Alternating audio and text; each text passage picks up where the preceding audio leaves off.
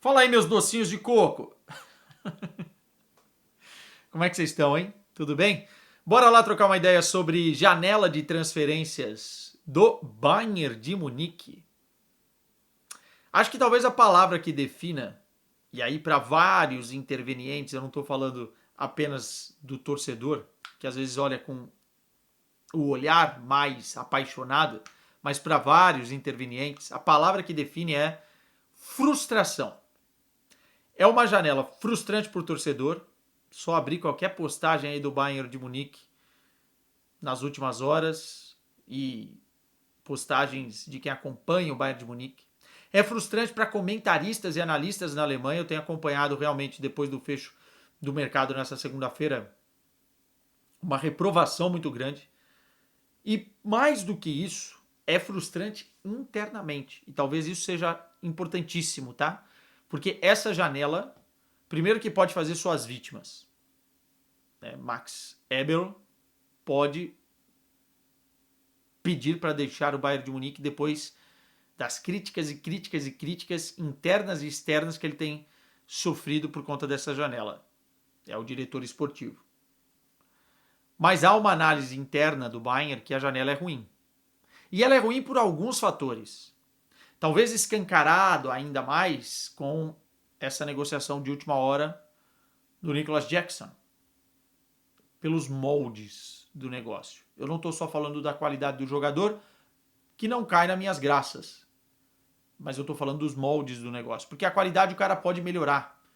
Né? Pode sair de um ambiente e ir para o outro e ser muito mais feliz. Muita gente criticou a contratação do Choupo-Moting, que em algum momento foi muito importante para o Bayern de Munique, tá? Mas os moldes. Só que não é só isso, não é só o Jackson. O Bayern de Munique tem hoje um plantel muito reduzido.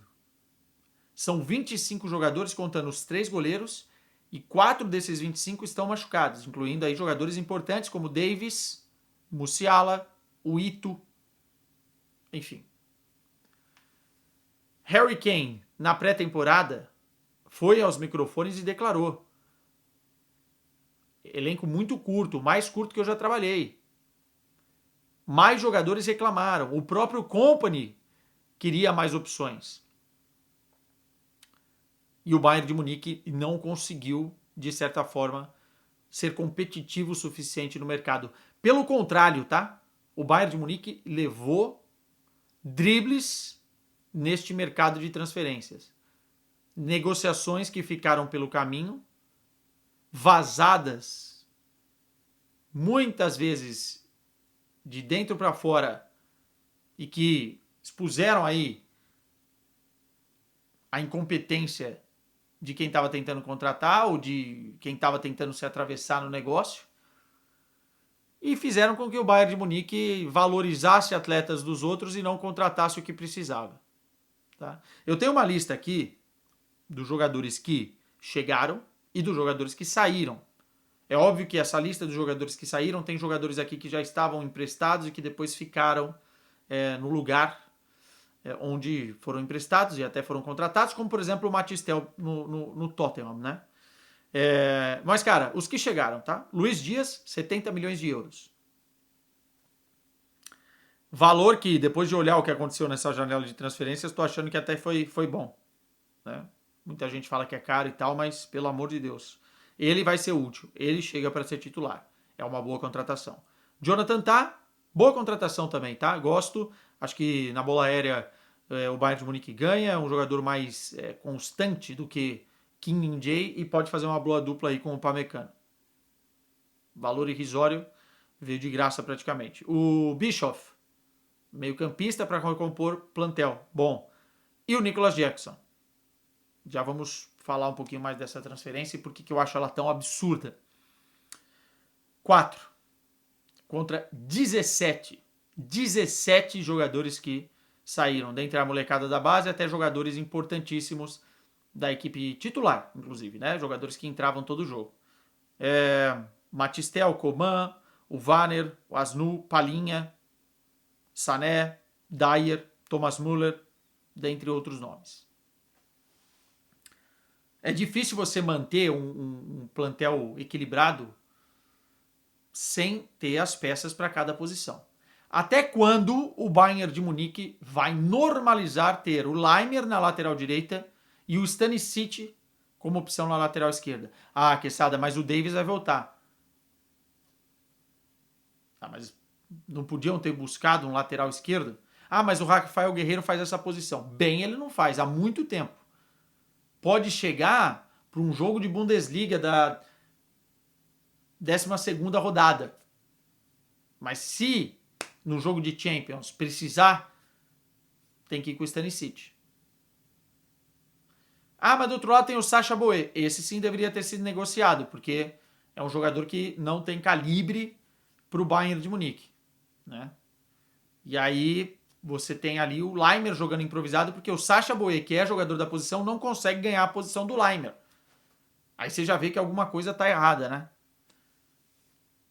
E se a gente olhar para o 11 titular do Bayern de Munique, é um time competitivo, é um time que pode chegar nas quartas de final da Liga dos Campeões ou na semifinal, voltando Davis, voltando Musiala, Luiz Dias, o Olise, o Harry Kane, não sei se vai ser Goretzka e Kimmich ou se vai ser Pavlovic e Kimmich, Jonathan Tah, junto com o Pamecano, o Neuer, é um time competitivo.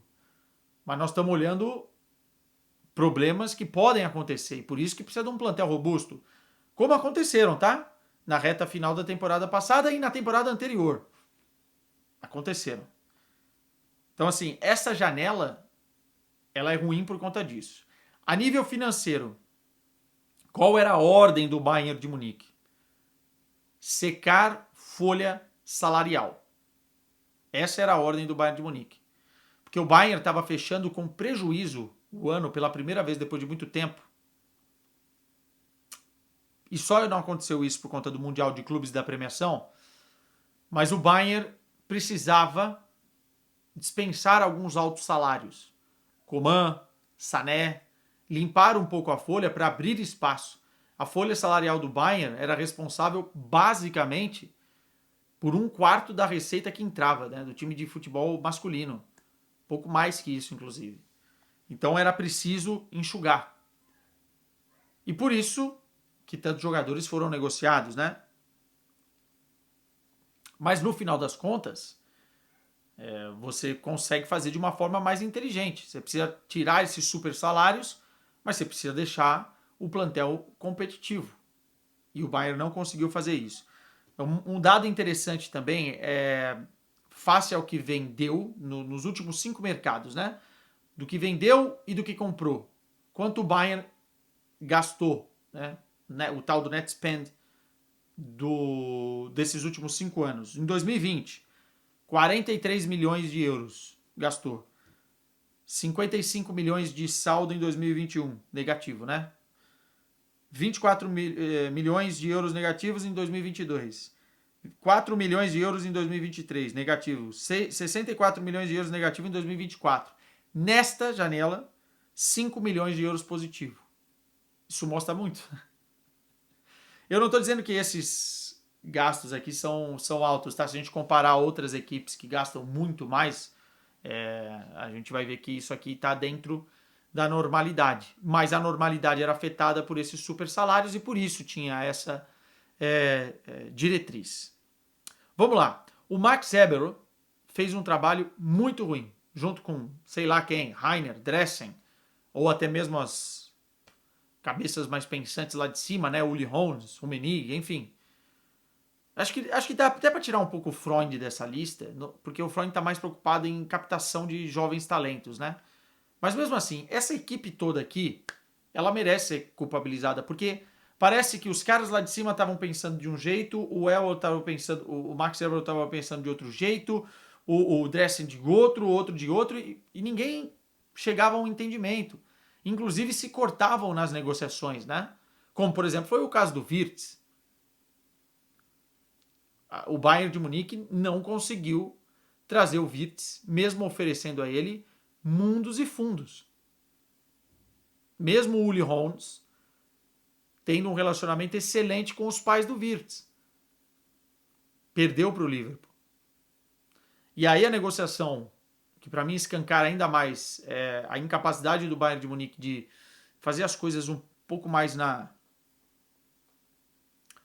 uma forma sorrateira, um pouco mais esperta, é a do pirulão lá, de 1,98 m, o Waltemad. O Waltemad foi uma novela para contratar um jogador. Isso valorizou o jogador, o Stuttgart deve estar com um sorriso de orelha a orelha, que foi contratado pelo valor que foi pelo Newcastle. Assim, então, esse talvez fosse o substituto ideal para o Harry Kane, né? E aí, dentro de um desespero final da reta final do mercado, acho que o Company estava ligando toda hora para o Weber, falando, meu Deus, contrata, contrata, contrata. Eles foram no Jackson. E o Chelsea, nada bobo, muito esperto, muito malandro, falou, estão desesperados, vamos esticar a corda. E esticaram. E ainda tentaram o Lookman, né, como uma solução. Esse seria muito melhor do que o Jackson, até porque poderia fazer várias outras funções no ataque, né? E nesse esticar da corda gerou para mim, a maior aberração de negócio do mercado. E eu volto a dizer, não é pelo jogador. O jogador tá mal lá no Chelsea, pode chegar aqui, pode se recuperar e tal. Vai ser reserva, não é pelo Jackson, mas pelo modelo de negócio, né? A torcida não queria, era um jogador que foi super valorizado, não conseguiu a titularidade do Chelsea, perdeu a vaga de titular, mesmo antes da chegada do João Pedro. E o Chelsea conseguiu empurrar goela abaixo do Bayern de Munique, um empréstimo no valor de 15 milhões de euros pelo empréstimo, mais salários pagos na totalidade pelo Bayern, mais uma obrigação, não uma opção, obrigação de compra, e aí a gente tem que entender qual vai ser a determinante, se vai ser número de jogos, o Bayern vai ter o controle, né? Se vai querer colocar o Jackson a ponto de comprá-lo depois. Mas se o Harry Kane se machuca, vai ter que colocar, independentemente se não queria ou queria, que é a solução do plantel. Uma obrigação de compra na casa aí dos 65 milhões de euros, não é isso? Totalizando 80 milhões de euros pelo Jackson.